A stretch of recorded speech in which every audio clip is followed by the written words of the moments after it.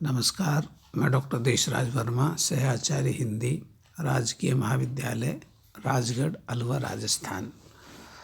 प्रिय विद्यार्थियों, बीए प्रथम वर्ष के प्रथम प्रश्न पत्र में संकलित मीरा के पदों का हम अध्ययन कर रहे हैं। इस क्रम में हम मीरा के पदों के 4 भागों में अध्ययन कर चुके हैं। इसी क्रम में आज हम 5वें भाग का अध्ययन करने जा रहे हैं।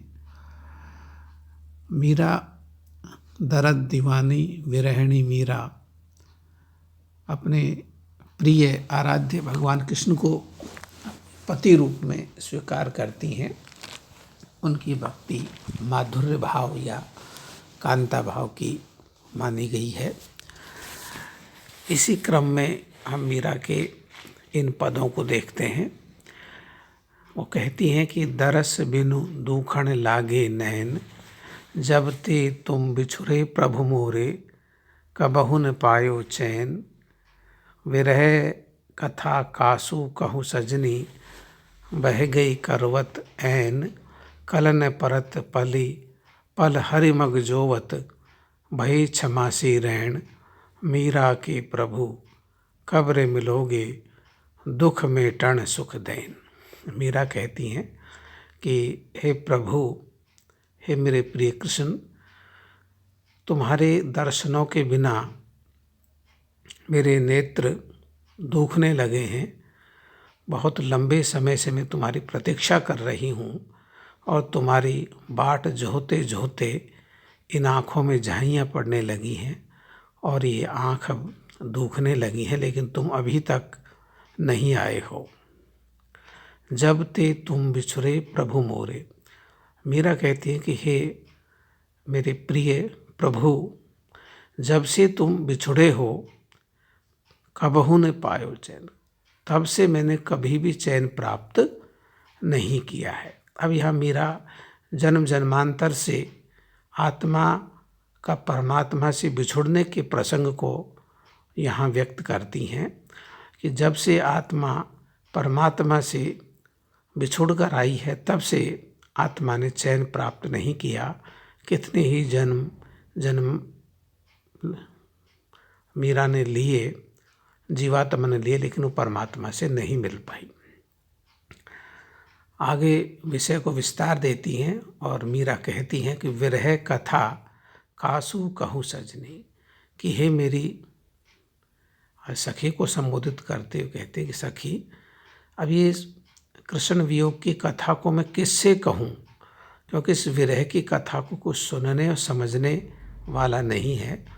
क्योंकि मीरा पहले कह चुकी हैं कि घायल की गति घायल जाने, कि इस विरह की कथा को हर कोई व्यक्ति नहीं समझ सकता।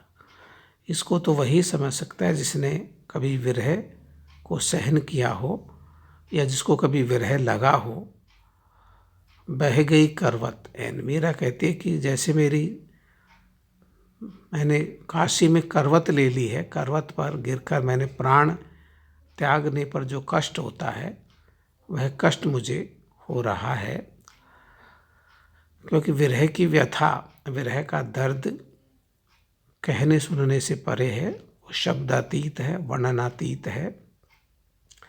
मीरा कहती हैं कि कल न परत पल हरि मग जोवत।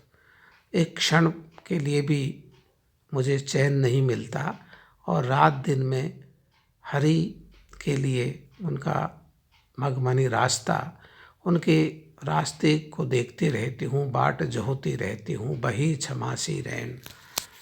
मीरा कहती है कि ये रात काटे नहीं कटती, ये रात भी 6 महीने की जितने लंबी लगने लगी है। क्योंकि यह विरह का मनोविज्ञान है कि समय पास नहीं होता, गुजरता नहीं है। समय की अवधि बढ़कर 6 महीने जैसी लंबी लगने लगी है। मीरा की प्रभु कब रे मिलोगे। मीरा कहती है कि हे मेरे प्रभु, मेरे प्रिय, मुझे कब मिलोगे। दुख मिटन सुख देन। दुख को मिटाने के लिए या दुख को मिटाने वाले और सुख देने वाले, सुख के कारण, हे मेरे प्रिय कृष्ण, आप मुझे कब मिलोगे। यहाँ आप मीरा की बेचैनी, एक उसकी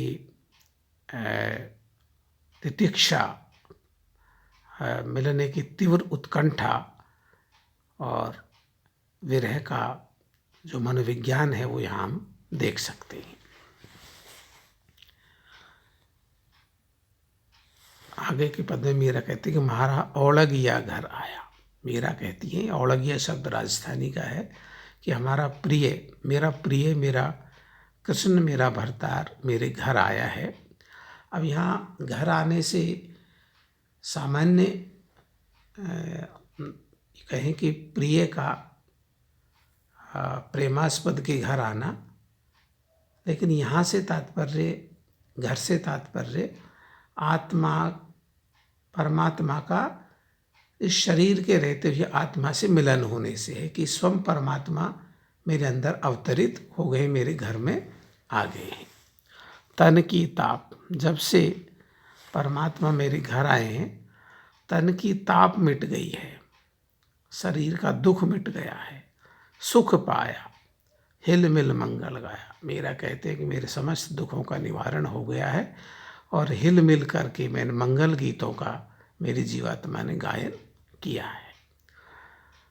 घन की धुन सुन मोर मगन भया, यूं मेरे आन पाया। मीरा कहती हैं कि जिस तरह से बादलों की गर्जना को सुनकर के मोर नाचने लगता है, मीरा कहती है उसी तरह से मेरा मन मयूर कृष्ण के आगमन की कथा को सुनकर, उनसे मिलन को प्राप्त करके आनंद से परिपूर्ण हो गया है।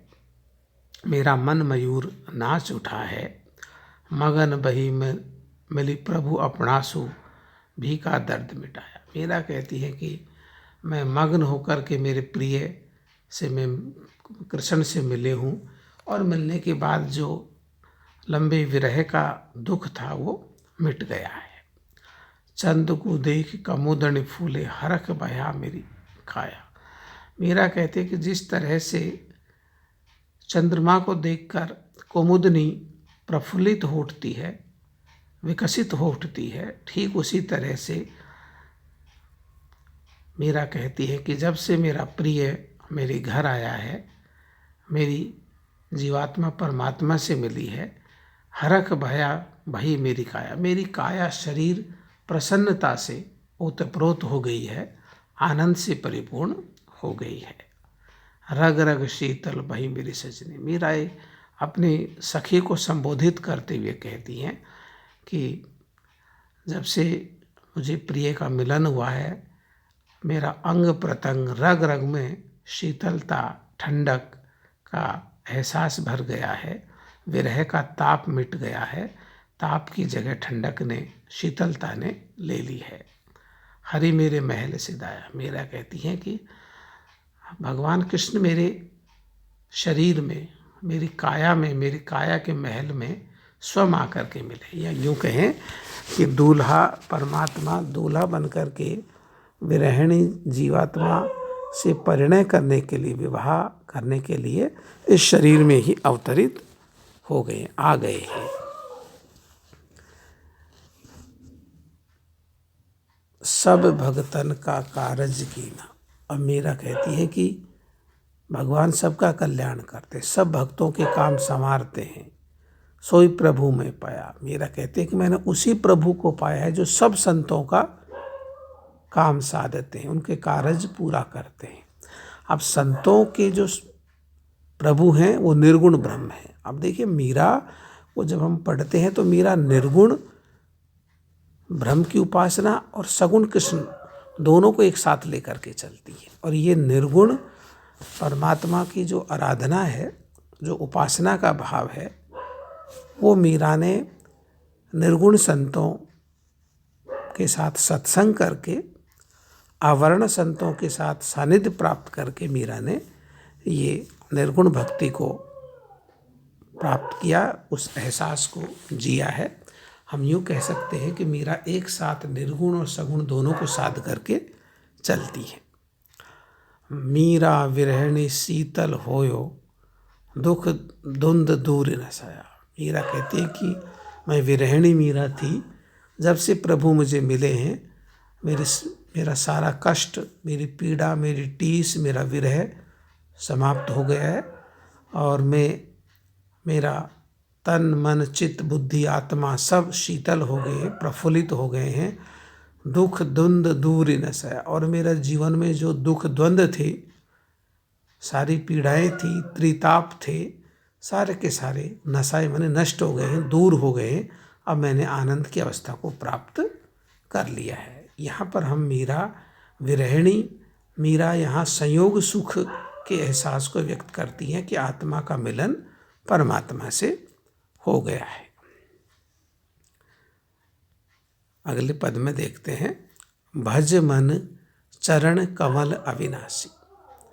मीरा अपने मन को प्रबोधन देती हैं, समझाती हैं कि हे मेरे मन, तो उस पूर्ण पार ब्रह्म कृष्ण के चरण कमलों की उपासना कर। उन चरण कमलों में मन लगा जो कि अविनाशी हैं। उनका सुख सनातन है, आनंद सनातन है। अब मीरा कहती है कि सत्य तो परमात्मा के चरण कमल ही हैं, बाकी जो दृश्यमान जगत है, नाम रूपात्मक जगत है, ये मरण धर्मा है, ये नश्वर है। मीरा कहती है कि जेताई दी से, जितना भी धरती और आकाश के धरने गगन बीच जो भी दिखाई देता है, ये दृश्यमान संसार ये नश्वर है, नाशवान है। तेताई सब उठ जाती, जो दिखाई देता है वो एक दिन समाप्त हो जाएगा, उठ जाएगा। दृष्टि से जो दृष्टिगोचर है वो समाप्त हो जाएगा, अगोचर हो जाएगा। इस देही का गर्भ ने करना माटी में मिल जासी। मेरा कहते कि इस सुंदर देह का, इस युवा शरीर का कभी घमंड नहीं करना चाहिए, क्योंकि एक दिन ये मिट्टी में मिलेगा, क्योंकि मृत्यु अवश्यंभावी है, मृत्यु होकर के रहेगी।